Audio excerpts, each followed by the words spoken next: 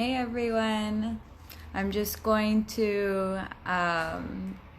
get, so we're going to have Sarah Larbi on, and she's going to talk to us about her personal development journey that she's gone through.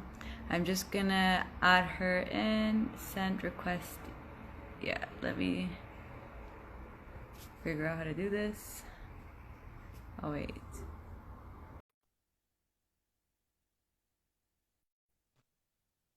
Let's see if we can.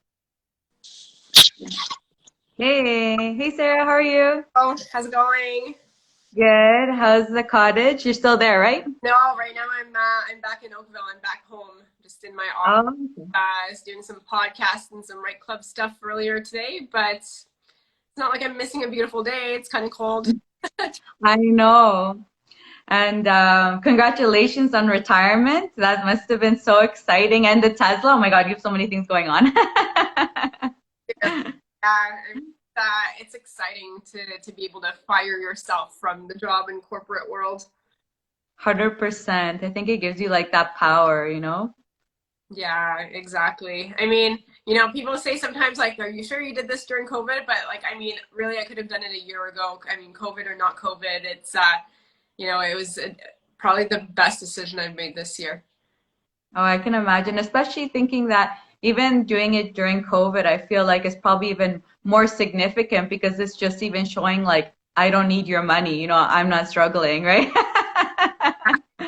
It was definitely planned for some time because when I decided this, I was actually at my cottage drinking a glass of wine, and I realized I was living the life, and why was I, busting my ass for 100-hour weeks to do something where I'm like, I can do it now. And it took COVID actually for me to stop, to be able to actually like stop and like see what I had in front of me. And then the decision was made at some point back in June. Told my boss in July. Gave them tons of notice. I've refinanced what I need to refinance, because as soon as you don't have a T4 job anymore, it gets obviously a little bit harder, right? Yeah, yeah, yeah. So I guess let's start with to get any viewers that don't know you to start with where you're at right now in your real estate journey slash entrepreneur because you have like your businesses also. So just let us a little bit about yourself of where you're at right now. Yeah, so I just retired from the corporate world or the job world in actually as of October 1st. And I do the BRRRR strategy: buy, renovate, rent, refinance, repeat. I've been investing for about 7 years. And it's really through a combo of like short term as well as long term rentals, but using the BRRRR strategy to do it. That's awesome. So now that we know where you're at right now, let's go back to the beginning of when you started getting into real estate and just talk about more of the skills. So what did you feel like you had in the sense of skills that kind of, put you through to the path that came to? When I first started, what, Yeah. I really didn't have a lot of skill, but I did have drive, and I did have the motivation. And when I do put my mind to it, whatever it was, in my past, like even if it has nothing to do with real estate, if I'm like I have a goal, I have to just go after it. That was probably the only skill I had when I first started. Is like I just wanted something bad enough. Mhm. To do, to learn about it, to get educated, then to take action. But really, ultimately, you don't need a whole lot of skills to get started in this. It's not like I had a background in how to do all of this stuff, right? Like I basically learned by fire, got into it and then learned from there. But I did listen to some podcasts in the beginning. I did, do a little bit of reading as well to start. But the only thing I really can point back to is I had the drive, I had the motivation, and I was always an action taker. And I had a little bit of a risk tolerance for knowing that you cannot build wealth and you can't become wealthy and quit your job without taking some level of calculated risk at some point. 100%. And so what do you think, what was what do you think got you to have that drive to get into real estate? Like, what was your why for it? I mean, you know what? I always wanted to like live my life on my terms. I just never wanted to be old, like, 65, having worked 30, 35 plus years, only to enjoy maybe 10 years, maybe 15, at a point where I may not have the energy to be able to do the stuff that I really do want to do. So I just was not going to settle on having a mediocre life of, what I, it's like, it's that scam, right? That 40 scam. You work 40 years and you retire on 40% of your income for 40 hours a week. That's messed up. So, I was not going to do that. I just didn't know how for the longest time, right? So, like, in my early 20s, I was not into real estate investing. I just knew that I wanted something more. I just had no clue what that was until, 5, 6, 7 years later after that. Mm-hmm. And then so when you started transitioning more into your mentorships and the trainings and things like that, um, like what made you make that shift to get into there, or like how did that happen? Yeah, actually, you know how it happened? It was back in 2017, and I don't know if you remember, but I was on the front page of the Toronto Star for having it was like 6 houses at the time, and like so I was getting a lot of questions from friends and my parents' friends or neighbors, because for them it was such a big accomplishment, and so they were asking all these questions. I'm like, okay, I'm going to answer. And then it's actually funny. My mom suggested I do like a little talk, and so we booked a room, and I like shared some insights and some knowledge, because she's like, well, maybe you can help other people also learn, maybe. And I thought that was actually a really good idea, and it's a way that if I can do it, and not saying I'm stupid, but like I really had no skill in the beginning. It was learned along the way. Um, you know, it provides other people at least like that ability to say, okay, here's some of Sarah's mistakes, or here's some of like Sarah's strategy, and if I can help others, and that's cool. But it was actually originally my mom's idea, and she's like, why don't you just share your journey? Like everyone's asking me all these questions, I don't really know what to answer them because I don't really know about it, but like, could you do that? And then it kind of just snowballed from there. Oh, okay. And so when you started to do that transition, were there any skills that you felt that you didn't have that you had to work on to, start that next transition? I mean, like I actually started from, many people do know this. Like it was literally when we went to the bank at 9. We had been working for some years, and we were doing our assets and our liabilities. And I didn't even know what that meant, right? I didn't know what an asset was. I didn't know what a liability was. And that from that day, like I started Googling and learning. In terms of skill set, you know, really ultimately, I really learned it by trial and error. And the only thing I had, I would just say, if you're motivated and your goal is big enough and you have enough drive, things can happen. But I didn't have like I'm not particularly good at math. I'm not particularly good at like I'm definitely not good at doing renovations. I'm really good at. I'm really good at actually delegating and figuring who to place on the team to be able to make things happen. Hmm. Okay, so then, but then, for example, so then are you saying that because now you do more public speaking, that's, for example, a skill that comes easy to you then? No, oh my God, I was terrified the first time. So were you doing anything that, so you're just teaching yourself then, or were you, learning different techniques from any specific person to improve your public speaking skills? Public speaking. So I have a background in sales, so I've been used to speaking to people, not necessarily in big groups or anything like that. And I'm telling you, like you go back and you listen to like the first few episodes of my podcast, and I can't do it because I will totally cringe. But it a difference, and probably in a year from now, I'll say even today's podcasts are night and day difference because you keep, you keep improving. But like I was not a natural public speaker. I did take a class. It was called Excellence in Speaking. My corporate job at the time sent me to Florida to improve my speaking skills. That definitely was an awesome class. It was by Ty Boyd. Would definitely recommend it. They're really awesome. But like I'll tell you, the skill comes from doing. The skill comes from taking action, making some mistakes. I mean, obviously, if you can learn from other people's mistakes, it'll cost you less. Hire a mentor or coach if you can. Didn't do that in the beginning. I kind of from like listening to podcasts and reading some books. And originally, the podcasts were, because there weren't so many Canadian ones that I even knew of. It was just U.S. podcasts.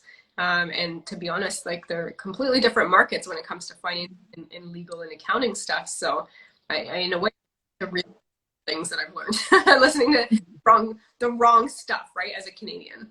Yeah, yeah. So then, so what are some challenges that you faced along your journey that, let's say like, what did you learn from it? So many big, summarize it is just building the right team and having the right team. So realtor, like in the beginning, we did not have the right realtor. We didn't even like know much about the market, and we picked a realtor that was an awesome realtor, but he was from a whole different part of the GTA, and we were going into Brantford, and he was from Oakville, a great guy, but didn't know anything about Brantford. And we kind of literally board, right? So find a local realtor, find an investor realtor that like invests in strategy on be able to do it. I had to build from scratch my contract, the plumbers, et cetera, et cetera. But like probably I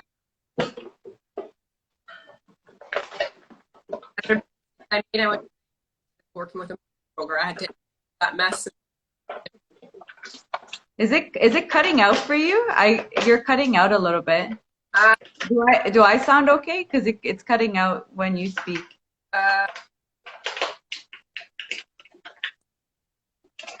Or maybe is the mic being covered? I don't know. It's like you come in and out, like I can't. Is this better? I'll just hold it. Yeah. Okay. All right, cool. Which part do you want me to continue? I think you're talking about the plumbers and the renovations part. I missed that Yeah. section. So basically the team is okay, cool. Thank you for letting me know. I'll hold it like this. I just had it I was lazy. I was putting it against my my stuff. I didn't have to hold it, but that's all good. It's all good. Definitely go to the mortgage broker. I had to untangle the bank mess originally, not having the right mortgage broker on my side. I would have been able to if I would not have found my mortgage broker, I would have been capped at like 3 properties. I'd still be working full time. So I would say that the team thing is important, and then just picking out your strategy that makes sense. In the beginning, I didn't even realize how many real estate strategies there really were, right? Like I thought it was literally what you see on TV. You're either a landlord and you get bad press, or you're Scott McGillivray or whatnot on HGTV, and those are the two strategies. So like really ultimately, like you can start from scratch and build something. And here I am 7 years later, and I got to fire myself from the job world, which is pretty cool. Yeah, that's awesome. So do you have any personal anecdotes in your life of a challenge or something funny or crazy that happened to you? I mean, there's lots of things. I would just say I've made some mistakes on tenants to begin with. Do not rent to family. That was our mistake. We rented to family. We did not, know what market rents were. Don't do that. I think the other thing, I mean, we've taken a couple chances on a couple tenants and it's always backfired. So like since then, we just have a very thorough screening process, because that is really almost like the only control that we have, right? In Ontario specifically anyways. So once they're in, they're in. So definitely do a good job screening. We had a couple tenants. Luckily, they both left and we didn't have to go to the board. But we took a chance on a couple of them. Went back on drugs, and they broke up, and it went downhill from there. And then the other one, they just broke up, and like we found out like 6 months later that she passed away because she had like some kind of cancer.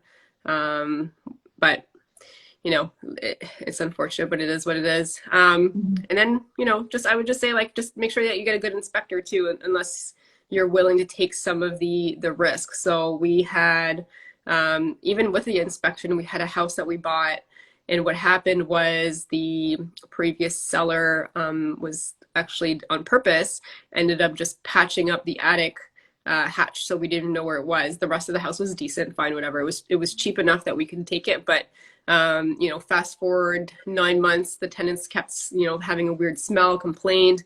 We told them we'd have to, we tried everything we could, and then essentially we had to actually open up the attic. They had moved out, fortunately, by then, and it was full of vermiculite, asbestos, and black mold, and it cost us 20 grand. So always check the attics, and if you can't, then there's probably something someone's hiding. That's so true. Actually, there was a house that we were looking at a few months ago, and it was like nailed in.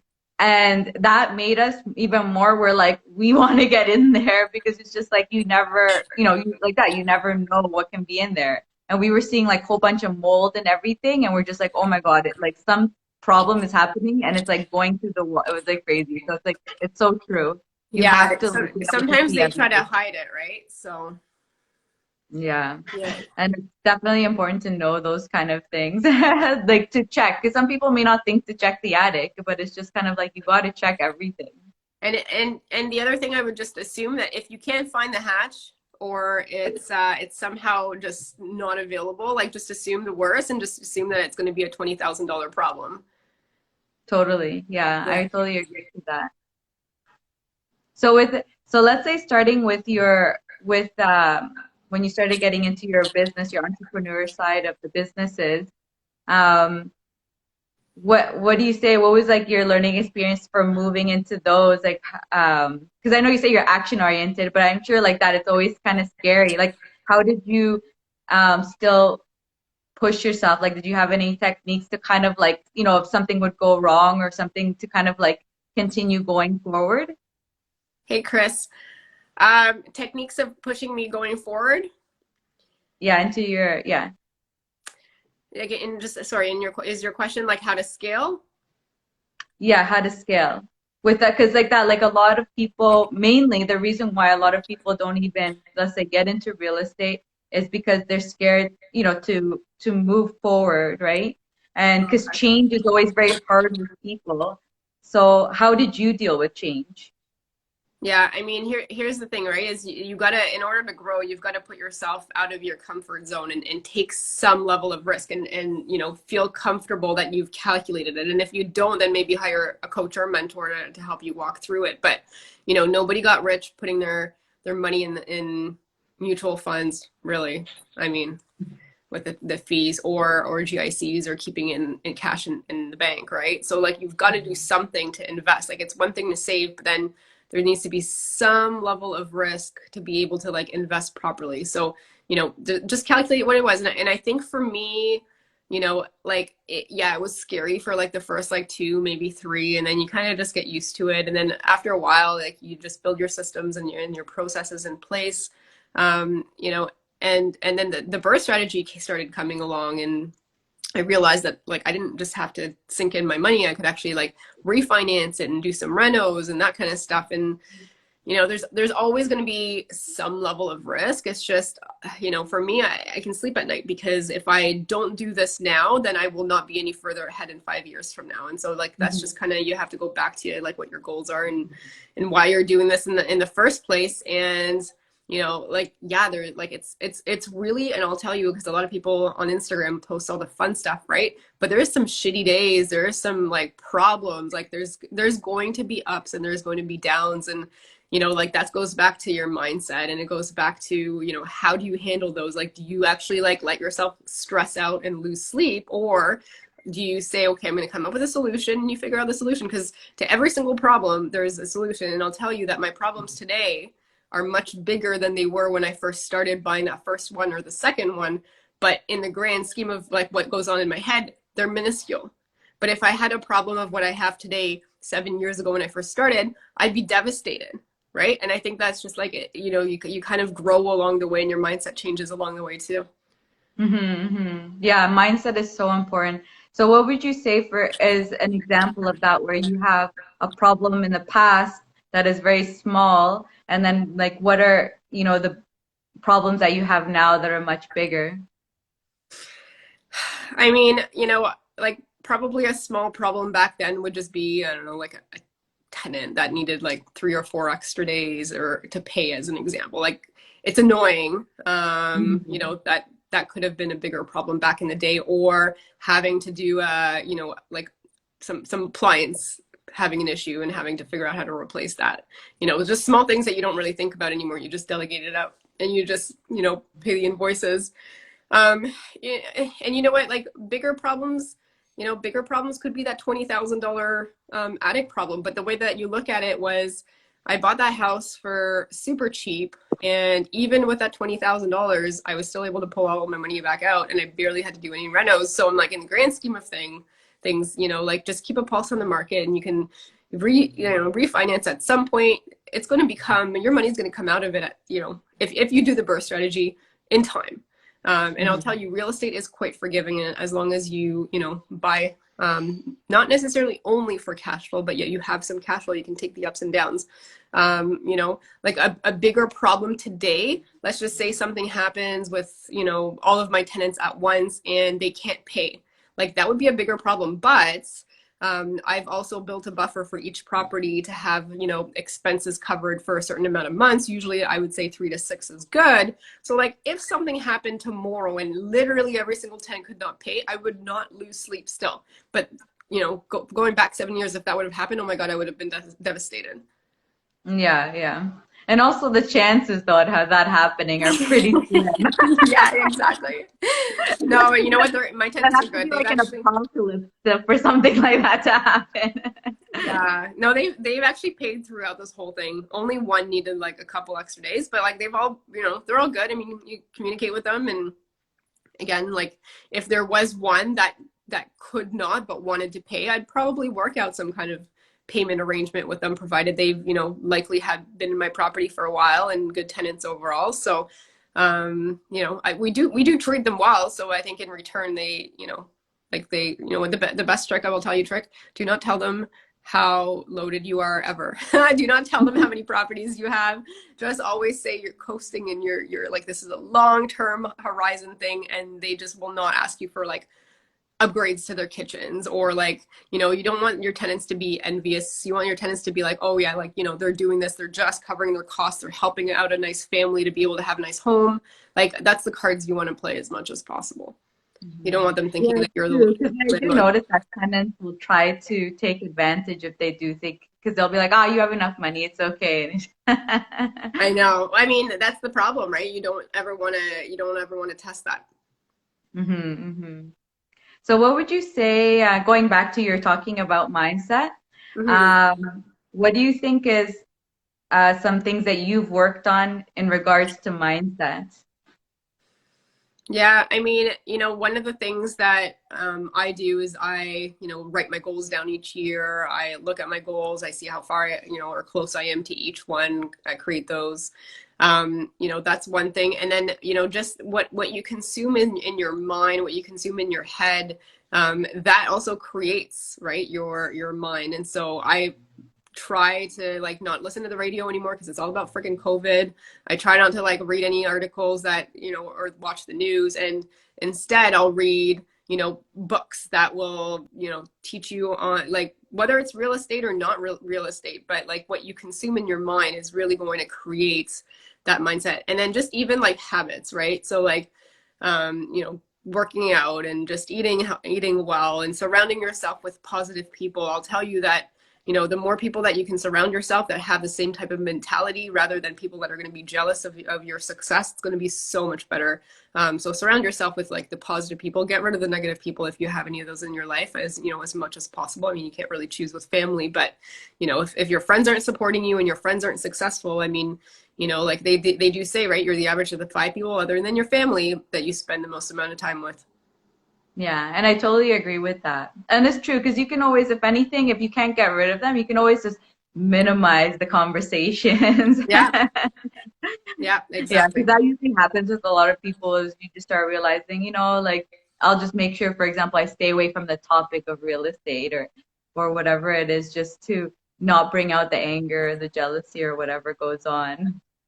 Yeah, yeah, exactly. So, so with some family members too, like some of them are going to be super supportive and happy, and some of them are going to, envy you. So, like, you kind of, it's, it is what it is, right? You just got to be careful with, And some people, and I find it funny also, even some people feel they like worry for you. Like they think, for example, I don't know for you, because I don't know if this happened to you with your parents, but even though you're successful and you're able to retire, were your parents still worried the fact that you decided to retire at this age?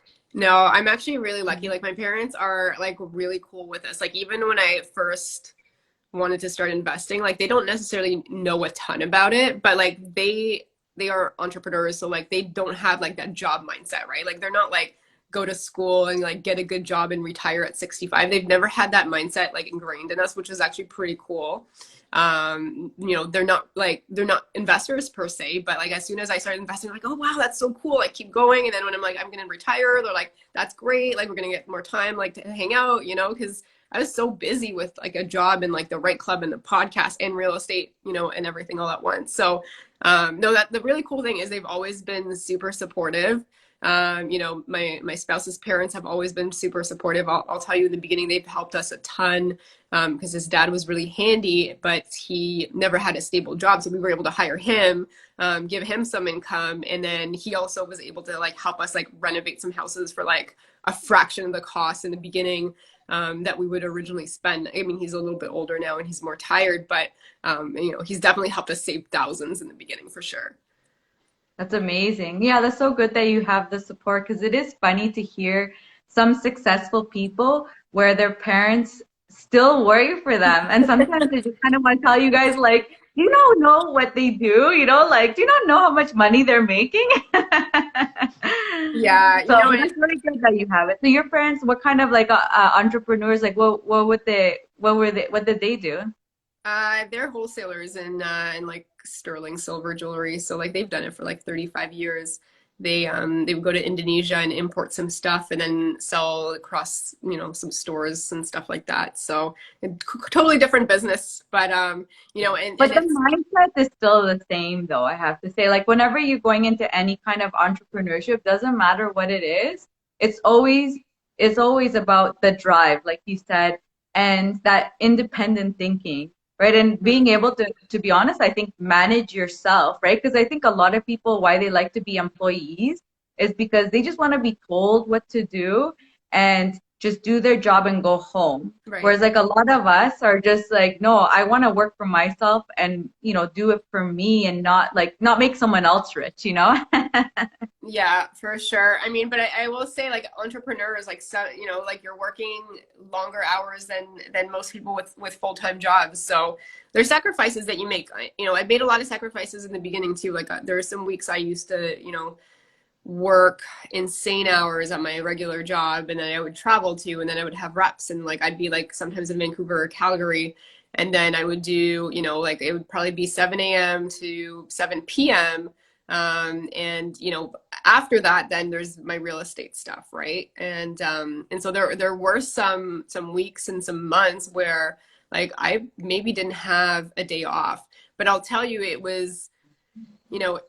wasn't so much managing the real estate portfolio. It was more the podcast, the right club, like that's what took a little bit longer. But I'll tell you ultimately, like now I look back and I'm like the sacrifices, like even in the beginning that working those insane hours, it's totally worth it now because I get to plan my own schedule. I can, once borders start reopening and things become safer, like I can not be here in the winter. Like, and I'm only 36. So like, were the sacrifices worth it? Yeah. Did I work some insane hours in the beginning? Absolutely. But if somebody doesn't care about starting a podcast and doing the right club stuff, like you're not going to be as busy as I was too. Right.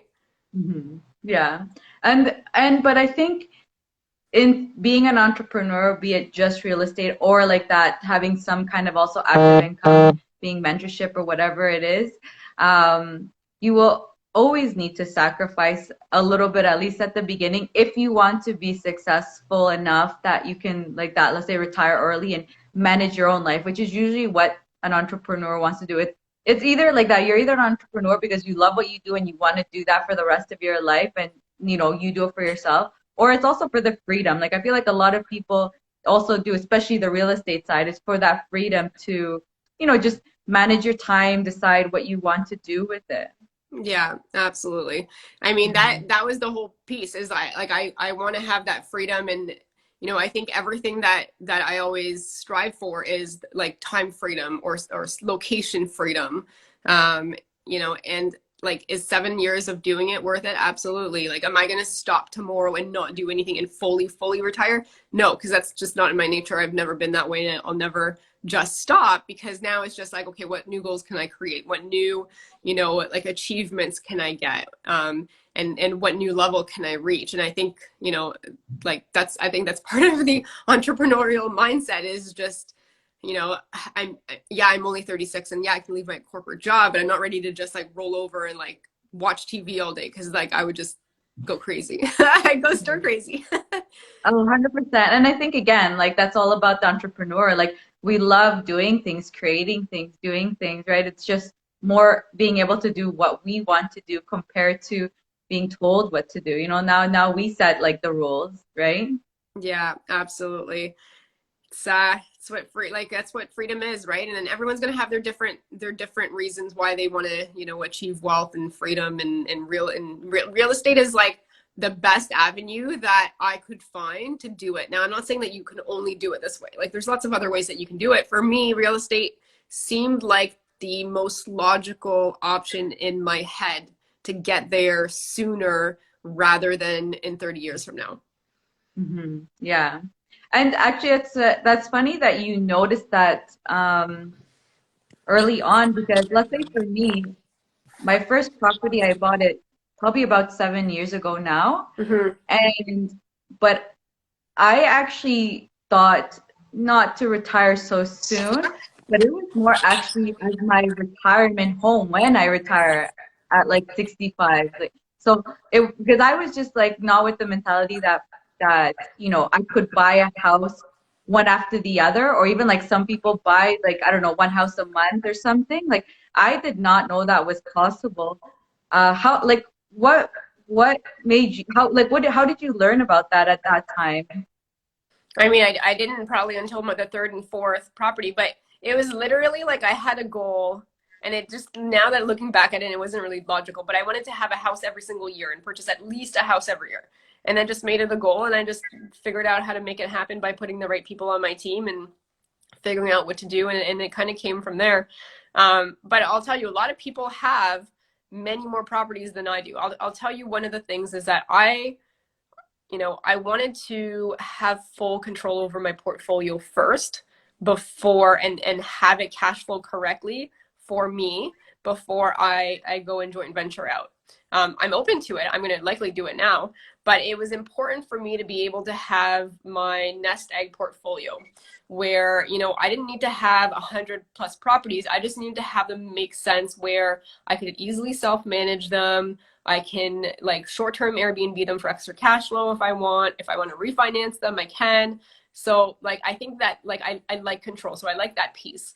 But a lot of people you can scale like even more than you can have hundreds of properties. You're going to utilize for it's going to be it's going to be more time. You've got to look at that piece as well. But you're likely going to be utilizing at that point in time either joint venture partners, or you're going to go into commercial properties, and you're likely going to be using private money or potentially JVs as well. So, like, you could do it in so many different ways. You could be successful in so many different strategies.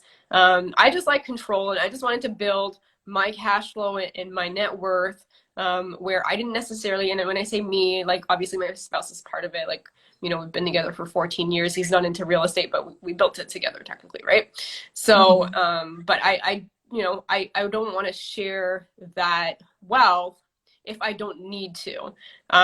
Now, could you JV and do amazing? Absolutely. Am I going to be doing it? Absolutely. But you don't need to do it in order to be able to scale either. Mhm. So you said that your husband's not interested. Was that or is it? Well, I mean now it can't be hard because I'm sure you have the routines and you guys are used to it. But at the beginning, especially for you scaling up and wanting to do one property a year, was it hard for you that he didn't want to be involved? Um, you know what? In the beginning, he just didn't want to have the tenant issues. So how we actually started was we found our tenants first for like the first three properties, and then we actually ended up finding the houses for them. They're great tenants, but you know, down the road we don't want lifers, right? Tenants are going to be there forever because in rent controlled markets, you really can't make much of a profit until they turn over, and then you can bump it back to market rent. So we changed our strategy along the way. But originally that's how we got in, right? Because I'm like, okay, what are you afraid of? You're afraid of having tenants that are going to trash the place. You're afraid of having tenants you're going to take to the board. Fine. Or not afraid. I shouldn't say that's not the right word, but annoyed. Yeah, he's going to get annoyed. Um, Or and probably then, just not wanting the extra work. He's like, I already have a job and then more work. yeah, exactly. So it was more along those lines. And then we were just having like dinner and wine one day. And I'm like, we're going to have like 10 houses and like, we're going to try to buy one a year. And he's like, you're crazy. Like, who has that? And then, but now he doesn't question me anymore. Like when I'm like, hey, this is what we're going to do. Like he's learned now that, what we say, we're gonna get it done, which is pretty cool. But he he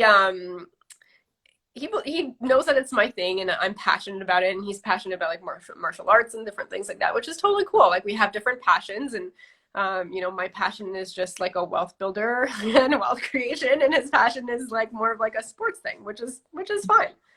Yeah. And it's at least as long as he's there to support you and not bringing you down by any means, which is also the most Yeah, important thing. Because I'm absolutely. sure that would be very hard if he had like he was just trying to not like even stop you from it, you know? Yeah, I mean, I don't want to say this, but if that was the case, we probably wouldn't be together. Yeah. I support him in what But he. it's true because it's same thing as you say, like the five people we're with, especially when it's like your partner where you're Yeah, 24/7 with them. yeah. Like if they're not supportive, you just naturally see the growth apart even just happening, because it's just like if you become busy in your real estate and they have no interest, it will naturally kind of, start going apart, right? Yeah, I mean, it's not so much having no interest. It's just more like if they were the type of person that would like actively try to push you against it, right? So like I'm okay if somebody has interest in the other person. Like, I mean, I can't say that Matt has like a ton of interest in it. Like he just doesn't. But he's supportive, right? I'm like, okay, here's what we're doing. He's like, okay, cool. And like do we spend our days talking about real estate? No. Like in the beginning, when it was newer, we talk about it more and more, but like now it's kind of just like, my passion, which is cool. Like I don't necessarily need to hear a whole hour of like jujitsu conversations, but he like probably would love that, right? But we kind of, I think it's okay. Like as long as your partner is supportive in the sense that they're not trying to like pull you away from what your like, your goals are and what you're trying to do. And but to go back, I think the goal piece is important, right? Are the joint goals, and how you do that, it could be split in different things. Mm-hmm. So that's interesting. So then you guys just made sure your goals were the same, and then you just decided to achieve them in whichever way, like it worked for each of you guys. Yeah. So in the real estate, would he still help with, let's say, down payments and stuff? Like, did he still help even with just getting the properties, or he was just more of a supportive role, just, you can do it. I mean, so like a lot of the down payment piece, I mean, it came from strategizing and using the BRRRR strategy and refinancing, right? So like after our second one, we weren't using our own money anyways, and we weren't using a JV partner because we weren't JVing. So we were just utilizing the bank's money. And so like, yeah, like he's, from when it comes to financial piece, in the beginning, when we first met, he was actually in charge of it. And when we realized that we went to the bank and we had no assets, I'm like, I need to start taking some of this stuff over, which is fine. Not everyone's as interested in the stuff. And then I just became really interested in the finances. So, he did a lot of so he used to go and like help his dad once in a while, which is cool, like here and there. He helps with like some furnace filter changes here and there. Like, so I would say like, you know, in the beginning it was more, but as we were setting up our like processes and procedures, then we've just become a lot more hands off at that point. Yeah, which makes sense because like that, you're building your empire. So I feel like the cost, your time and cost of those things is just better, hired to someone else where you could be doing something way more, beneficial to your guys, to your, businesses and things like that. So that Yeah, makes sense. absolutely. And like he does help. It's just I can't force him to, you know, do something that he's not passionate about. I've created this and I'm happy to, keep managing and moving it forward and, like as long as like we're both happy. That's the important part. 100%. And I think even if it went the other way, right? If you were forcing him into your life, it would probably also in the same thing like push him away because he's like, if I have zero interest and this person's like always just like, you have to be in it, you have to be in it, you have to be in it, it will also in that sense also push a person. Like it's up to everyone's time and place to get involved or like that. There's a certain amount of just having that support is enough and, happy that things are going well. Yeah, absolutely. I mean, it is really cool to see like him like having some conversations sometimes with people at work about real estate, and they're asking him questions like, oh, you know what, like check with my wife, but like he gets them like, I think secretly he has a little passion for it, but he won't ever Yeah. admit it. Yeah. Or it's maybe the pride, he's like so proud of you that he's just like, I'm gonna let people know what she does just so, helping you get a little bit of business. That's funny. Because it is funny. Actually, my husband does the same thing. And he does like, and it's funny actually, because in our situation, it's kind of different because my husband actually is a renovator. He does renovation, but he still isn't like fully into the whole, like buying houses or buying many houses. Like he's like, yeah, rental properties make sense. And, but he's more of a maybe one every 5 years, and I'm like, no, no, we're speeding that up, right? And he's just like, that's a little too fast. But it's really funny because or he'll hear like the like podcasts or things like around me that I'll be listening to or conversations, he'll ask questions. And it's just funny when we're talking to other friends and he'll like start pulling out those words, like those like certain terms, and I think it's like so adorable because it's just like, oh my God, you're actually listening. At least you're listening, you know? That's awesome. I love it. I think we have a question from Jamie. Okay. Yeah. Do you want to read it? Says, have you guys noticed the cost of real estate has significantly gone up since COVID? Yep. I'm on the east coast of Canada, and a lot of people have migrated here because of the low cost of living. I mean, I was talking to Jeff Murray. He manages like 2,000 rentals in like Nova Scotia, like area, like everything, like Eastern Canada. And I was like, I need to find like a building. I want to add some good cash flow as well. And he's like, it's insane right now. Like we can't buy anything where there's a building where there is maybe like a building that could sit on the market for a lot longer. Like now there's like 10 offers on everything. So it's just nuts everywhere. Is it going to stay forever? Probably not. I mean, we'll keep looking, but it's insane. East Coast here, GTA, like I don't know. I mean, like I've been trying to buy a cottage for a while and I keep getting outbid, but I'm not going to be, overpaying Yeah. for it either. Exactly. And even things like, for example, today actually, for a few days we've been looking because we're almost ready to tenant one of our properties, one of the units, sorry. Mhm. And we were looking for appliances. Oh, And the demand is so high yeah. that we were looking at new appliances have gone up so much. And then so we were looking at used and then some others where it's like some that are new, but they have like dings and stuff in them. And it was crazy to see that the used prices were maybe like $100, $200 less than these other ones that are completely new, but like have like a little ding or a scratch on it. And it's Well, just yeah, that like and the even if difference they is not have much. any, like, Exactly. have you Like we found used that to there buy is a what was in. shortage?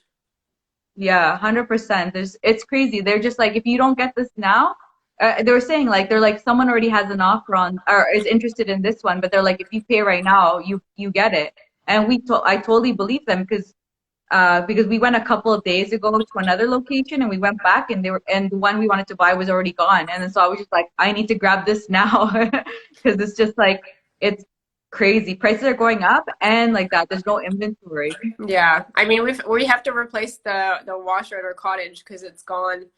And you know, the company, like all the local companies have nothing and they're waiting on like back orders products. I'm like, can I put a deposit on something that's back order? And they don't even know when it's going to come. And Yeah, like just a washer dryer combo is, I don't know, it's like $1,800 right now, not even for like anything that seems nothing like it. special, right? Yeah, I mean, I don't, it's yeah, it's just insane. I mean, like everything, like even the price of wood, right? Like lumber, like you know, That everything is just doubled. insane Like right now. outdoor. Yeah, the outdoor wood, especially that doubled in price. The indoor, like for framing and stuff, it didn't double, or some of it did, but majority didn't. But it still went up like a few dollars. So it's crazy. Yeah. Yeah, absolutely. So hopefully the contractor quotes that you get are based on these prices and not, oops, I forgot. The prices are way different. I got to requote you. So just make sure the quotes are firm. Which is also really hard actually, because like that, like my husband is also having a hard time because he's just like, how do I quote? Because he like that, he went to Home Depot to return something and they had to like check because they're like, oh, a couple months ago it was this much and now it's this much. So now within months, things are just starting to increase and it's crazy. Yeah, it is a little crazy. Like, you know, now that you're going in and doing a burr, like get a quote. But if you can buy with conditions, like before you firm up, just get your quotes in line because they might have gone up quite dramatically. And also, you know, like I would also look at the ARV and then just be conservative, like use the ARV from like January, February, because when you look at March to today, like the friggin' prices have just, I don't know. I it doesn't make sense. I can't even explain. I mean, it's just it's a shortage issue. Like, and people are wanting to move, and they're gonna, you know, they realize wherever they're living is probably not ideal, and you know, still people have jobs, right? Where even if they're working from home, and so they're not really affected. Those the people that are buying houses, anyways.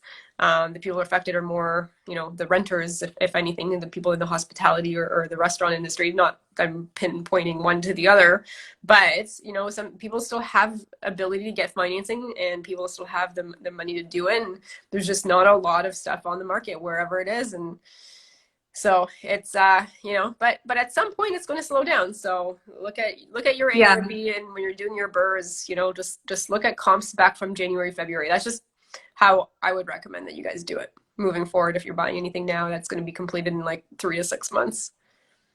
Yeah, 100%. I agree. And not getting excited because like you said, there's bidding wars and people are just making crazy offers. And same thing, like it's like don't get emotional about it. You know, it's like you lose it, fine. You know what your top is and you stick at whatever that is and don't be like, "Oh, I love it and I need it because it's so beautiful." Who knows what excuses you give yourself, you know? Nice. Yeah. But so going back, because we got a little bit sidetracked. I guess we can let's finish off Okay. with your future now. So what is like 'cause you're talking about your goals. So what are you thinking your future goals are going to be? Like what are your big plans? Like Yeah. how are you seeing your business grow? Yeah, I mean, it's, you know, at this point with no T4 income, I'm going to be going into, you know, some multifamilies. So anything between, you know, 6 to 20 units is what I'm starting to look at. I am going to be doing some joint ventures as well with a select few people that I think, you know, we could do some really good stuff with. So I am entertaining that. I'll probably do, you know, at least five, but not too many more than that per year with, you know, a 5 to 7 year exit. And then just finding some good multifamily that can be repurposed, right? Something that has low rents, something that can have some vacancies, something that needs a little bit of work to you know, burr some bigger things.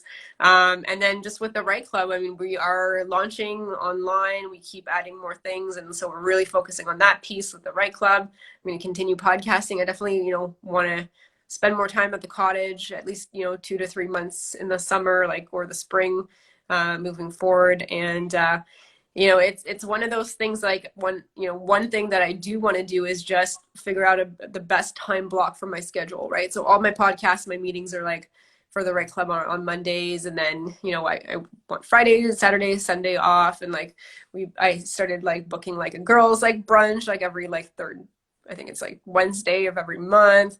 So just having, I think my goal this year, other than the real estate thing that I just mentioned, just having a damn good time, right? And living the lifestyle that I want. Just bought a Tesla, super excited. It drives awesome. But just doing more fun things, and it's a little bit hard right now because obviously COVID. But I definitely want to like work out more and get like even more fit and just have a great time with my friends. And ironically, a lot of them are already retired, so I'm joining them in a way, right? A lot of them are investors and they've been doing this full time for a while. So it is really cool that like on a random like Tuesday or Wednesday we can just hang out, which is fun. So I I just want to do that for the next little while, and work on my my lifestyle that I wanted to you know To have live them. for so long. So I don't want to add too many more things, if that makes sense.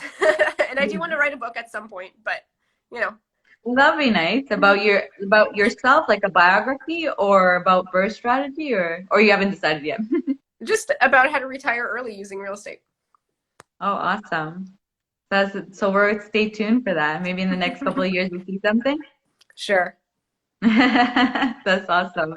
Thank you so much. It was so fun chatting with you. Always is. I always like chatting with you. You too, and thanks everybody for joining us as well, and thanks for Deanna for asking me to join you. It's super fun. I love talking about real estate and talking to other successful investors like yourself, and keep doing what you're doing and bring that knowledge to everyone. That's awesome that what you're doing. Thank you. 100%. Yeah, thanks everyone. Thank you, Sarah. It was so awesome having you and having all our viewers. Bye, everyone. Bye, guys. Bye.